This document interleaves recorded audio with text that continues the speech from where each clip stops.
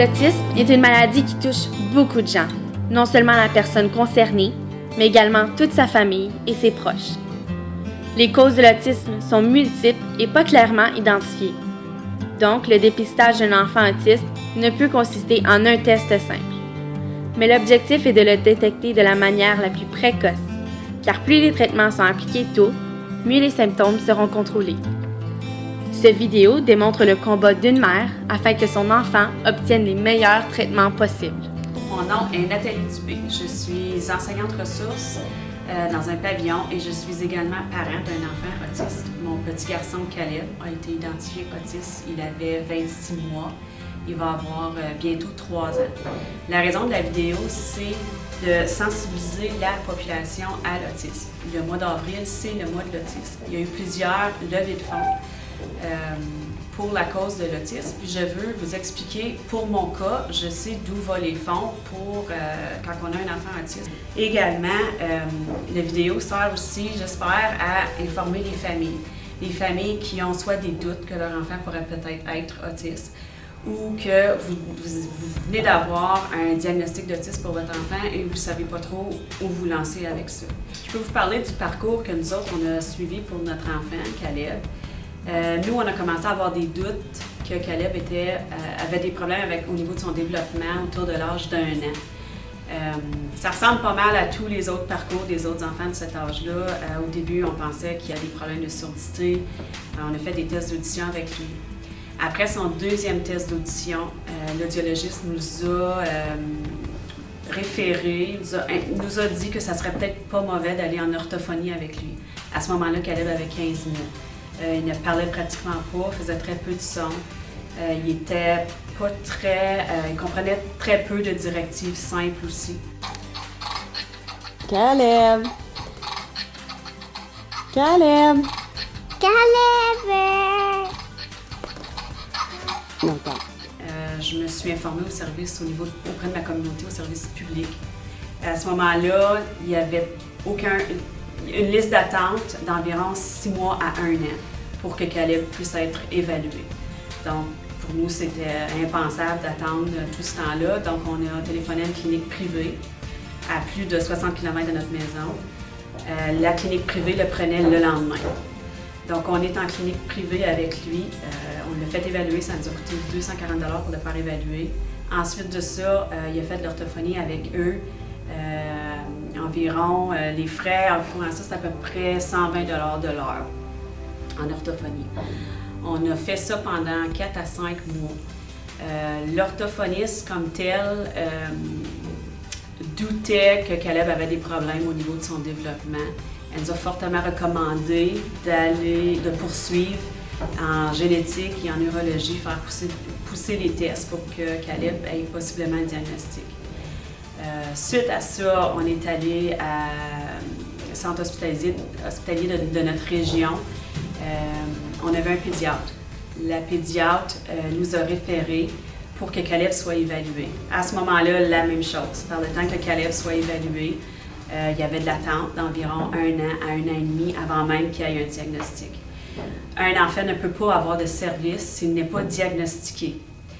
C'est la même chose au niveau des services. Après que ton enfant est diagnostiqué, bien, tu retombes sur une autre liste d'attente. Donc, après le diagnostic, on attend de 1 an à 1 an et demi après pour qu'il y ait des services. C'est prouvé en autisme que la porte d'entrée pour ces enfants-là, c'est de 0 à 5 ans. Il faut maximiser la thérapie à ce moment-là parce que le cerveau est encore malléable, les connexions sont encore malléables, donc c'est possible de retravailler les connexions. Sauf que si on est en liste d'attente partout, par le temps qu'on ait les services, bien, la porte est fermée, est plus fermée en tout cas. Donc nous, on ne voulait pas attendre. On est allé immédiatement le faire évaluer en clinique privée. La clinique privée, après 2 sessions seulement, ont fait le diagnostic. Ça nous a coûté 1 000 $ pour le faire évaluer. Ensuite de ça, après, eux autres, ce qu'ils proposent comme service, c'est de 15 à 20 heures par semaine de thérapie avec lui, avec des ergos et avec des orthophonistes. Donc, Caleb fait de la thérapie à peu près, je vous dirais, 6 heures par semaine. Donc, c'est pas autant ce qu'il devrait faire, mais nous, on en fait beaucoup à la maison avec lui pour être capable d'avoir son maximum d'heures. Caleb fait beaucoup de progrès. Il dit des mots, des petits mots. Il comprend maintenant des directives simples. Son interaction avec nous est beaucoup mieux. Le contact visuel est excellent. Il aime la compagnie des autres personnes. Il y a beaucoup d'améliorations, comme que c'est vrai que la porte, c'est de 0 à 5 ans. Plus Caleb va avoir de thérapie, plus il va être capable de se développer, puis éventuellement, on l'espère, être en classe régulière comme les autres enfants de son âge. Je veux pas dire que l'autisme, on ne meurt pas de l'autisme. Il faut apprendre à vivre avec l'autisme comme parent, puis éventuellement comme enfant aussi quand il va être un petit peu plus vieux. Je me pose la question, je ne veux pas comparer l'autisme au cancer, mais si un parent aurait un diagnostic de cancer pour son enfant, puis se faisait dire qu'il est sur des listes d'attente et qu'il n'y aurait pas de traitement avant 1 an, 1 an et demi, comment est-ce que ce parent-là réagirait? Nous, c'est la même chose. On a un diagnostic, on sait que notre enfant n'en guérira pas, mais on peut quand même changer sa vie. Sauf qu'il n'y a pas de fonds, puis il n'y a pas de ressources. Il faut tout que ça vienne de nous autres. Nous autres, on a été chanceux, on a été entourés de bonnes personnes. On a fait 1000 téléphones pour être capable d'avoir des services, pour être capable de ramasser des fonds un peu ici et là. On est chanceux pour ça. Mais j'imagine des parents qui sont à bas salaire, qui n'ont pas les ressources. À cause de tout ça, ça fait que leur enfant va être pénalisé pour des raisons d'argent. Puis ça, je trouve ça vraiment triste. C'est un petit peu ça le message qu'on veut passer dans la vidéo. C'est qu'on les levées de fonds, ils ont raison d'être. Puis c'est pour que notre enfant ait une vie le plus normale que possible.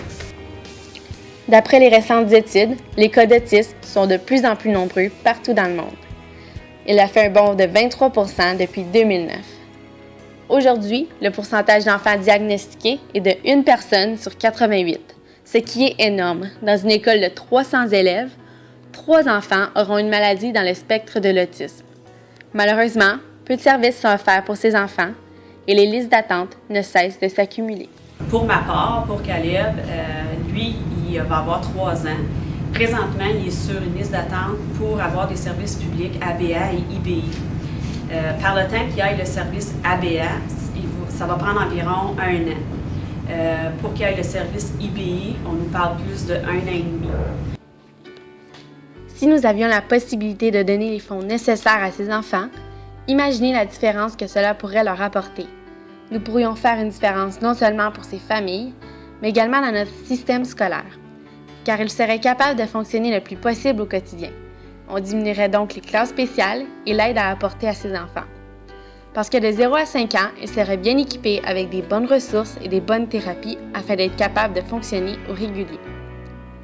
Également, si les enseignants au niveau préscolaire auraient la possibilité de suivre plus de formations sur le sujet, alors eux aussi pourront former les jeunes et travailler avec eux, puisque l'autisme n'est pas une déficience intellectuelle.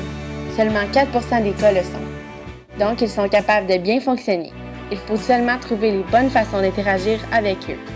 C'est donc pour cela que la formation, la recherche et les collectes de fonds sont si importants pour les enfants atteints de l'autisme.